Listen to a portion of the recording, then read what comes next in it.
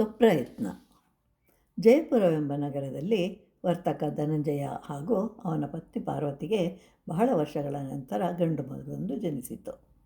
ದಂಪತಿಗಳು ಮಗುವಿಗಾಗಿ ಹಂಬಲಿಸುತ್ತಾ ಅನೇಕ ದೇವರುಗಳಿಗೆ ಹರಕೆ ಹೊತ್ತಿದ್ದರು. ಮಗುವಿನ ಜನನವಾದ ನಂತರ ಎಲ್ಲ ಹರಕೆಗಳನ್ನೂ ತೀರಿಸಿದರು. ಮಗುವಿಗೆ ಅರ್ಜುನ ಅಂತ ಹೇಳಿ ನಾಮಕರಣವನ್ನು ಮಾಡುತ್ತಾರೆ. ಮಗುವನ್ನು ಬಹಳ ಮುದ್ದಿನಿಂದ ಬೆಳೆಸ್ತಾರೆ. ಹೀಗಾಗಿ ಓದಿನಲ್ಲಿ ಸರ್ವೇ ಸಾಧಾರಣ ಅಂಶಗಳನ್ನು ಪಡೆಯುತ್ತಾ 9ನೇ ತರಗತಿಯಲ್ಲಿ ತೇರ್ಗಡೆ ಹೊಂದುತ್ತಾನೆ.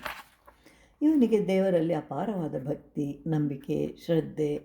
ತಂದೆ ತಾಯಿಗಳು, ಮಗ ಅರ್ಜುನನಿಗೆ ಈ ಸಲ ನೀನು SSLC ಪರೀಕ್ಷೆಗೆ ಕೂತ್ಕೊಳ್ತಾ ಇದೆಯಾ, ಅದು ಬೋರ್ಡ್ ಪರೀಕ್ಷೆ, ಇಷ್ಟು ವರ್ಷಗಳ ಹಾಗೆ ನಿಮ್ಮ ಶಾಲೆಯಲ್ಲಿನ ಪ್ರಶ್ನೆ ಪತ್ರಿಕೆ ಇರೋದಿಲ್ಲ, ತುಂಬ ಕಷ್ಟ, ಹಾಗೂ ಚೆನ್ನಾಗಿ ಓದಿ ಒಳ್ಳೆಯ ಅಂಕಗಳನ್ನು ಗಳಿಸಬೇಕು, ಇದು ಜೀವನದಲ್ಲಿ ಅತ್ಯಂತ ಅಮೂಲ್ಯವಾದುದು ಅಂತೆಲ್ಲ ಹೇಳ್ತಾ ಇರ್ತಾರೆ. ಅದನ್ನು ಕೇಳಿ ಏನೂ ಮಾಡಲು ತೋಚದೆ ಎಲ್ಲ ದೇವರಿಗೂ ಹರಕೆ ಹೊತ್ತನು. ಎಲ್ಲವನ್ನೂ ದೇವರ ಮೇಲೆ ಭಾರ ಹಾಕಿ ಆರಾಮವಾಗಿದ್ದನು. ಹೀಗೆ ದಿನಗಳು ಕಳೆದವು. ಪರೀಕ್ಷೆಯ ದಿನ ಸಮೀಪಿಸುತ್ತಿತ್ತು. ತಂದೆ ತಾಯಿಗಳು ಓದಿಕೊಳ್ಳಲು ಹೇಳುತ್ತಿದ್ದರು. ಇನ್ನು ಕೇವಲ 15 ದಿನಗಳು ಮಾತ್ರ ಉಳಿದವು.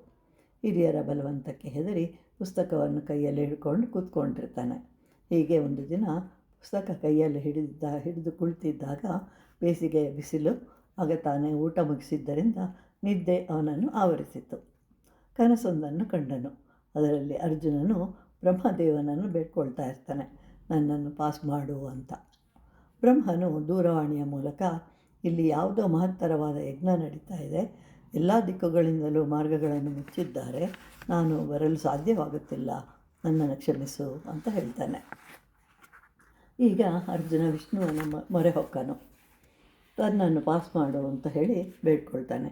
ಆಗ ವಿಷ್ಣುವು, ಓ ಭಕ್ತ, ಈ ದಿನ ನನ್ನ ವಾಹನವಾದ ಗರುಡದೇವನು ವರ್ಷಾಂತ್ಯದ ರಜೆಯಲ್ಲಿರುವನು, ಆದ್ದರಿಂದ ನಾನು ನಿನ್ನಲ್ಲಿಗೆ ಬರಲಾರೆ, ಕ್ಷಮಿಸು ಅಂತ ಹೇಳ್ತಾನೆ. ಈಗ ಅರ್ಜುನನು, ಶಿವನು ದಯಾಳು, ಅವನು ಖಂಡಿತವಾಗಿಯೂ ನನ್ನನ್ನು ಕಾಪಾಡ್ತಾನೆ ಅಂತ ಹೇಳಿ ಮಹೇಶ್ವರನನ್ನು ಕೇಳ್ಕೊಳ್ತಾನೆ, ನನ್ನನ್ನು ಪಾಸ್ ಮಾಡು ಅಂತ. ಆಗ ಮಹೇಶ್ವರನೂ ಸಹ, ಇಲ್ಲ, ಕೈಲಾಸದಲ್ಲಿ ದೇವತೆಗಳಿಗೂ ರಾಕ್ಷಸರಿಗೂ ಯುದ್ಧ ನಡೀತಾ ಇದೆ, ಆದ್ದರಿಂದ ನನ್ನ ಸ್ಥಳದಿಂದ ಅಲುಗಾಡುವುದು ಸಹ ಅಪಾಯಕರ, ಆದ್ದರಿಂದ ಈ ಬಾರಿಗೆ ನನ್ನನ್ನು ಕ್ಷಮಿಸು, ನಿನ್ನ SSLC ಪರೀಕ್ಷೆಗಿಂತಲೂ ದ್ವಿತೀಯ PUC ಪರೀಕ್ಷೆ ಇನ್ನೂ ದುಸ್ತರವಾದದ್ದು, ಆಗ ನಿನಗೆ ಖಂಡಿತವಾಗಿಯೂ ಸಹಾಯ ಮಾಡ್ತೇನೆ ಅಂತ ಹೇಳ್ತಾನೆ. ಹೀಗೆ ಬ್ರಹ್ಮ, ವಿಷ್ಣು, ಮಹೇಶ್ವರರು ತ್ರಿಮೂರ್ತಿಗಳು ಅವರಿಂದ ಸಾಧ್ಯವಾಗದಿರುವುದು ಇನ್ನು ಬೇರೆ ದೇವತೆಗಳಿಂದ ಹೇಗೆ ಸಾಧ್ಯವಾಗುತ್ತದೆ ಅಂತ ಹೇಳಿ ಬೇರೆ ದಾರಿ ಕಾಣದೆ ಉಳಿದ ದಿನಗಳನ್ನು ಹಗಲು ರಾತ್ರಿ ಎನ್ನದೇ ಎಡಬಿಡದೆ ಓದಿ ಪಾಸಾದನು.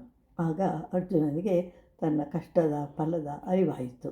ತನ್ನ ಪರಿಶ್ರಮದಿಂದ ಪಾಸಾದ ಸಂತೋಷದ ಸವಿಯನ್ನು ಸವಿದನು. ದ್ವಿತೀಯ PUC ಪರೀಕ್ಷೆಯಲ್ಲಿ ಕೇವಲ ತನ್ನ ಶಕ್ತಿ ಸಾಮರ್ಥ್ಯದಿಂದಲೇ ನಂಬಿಕೆ ಇಟ್ಟು ವರ್ಷಾರಂಭದಿಂದಲೂ ಓದಿ ಅತ್ಯಧಿಕ ಅಂಕಗಳನ್ನು ಗಳಿಸಿ ಜಯಶಾಲಿಯಾಗ್ತಾನೆ.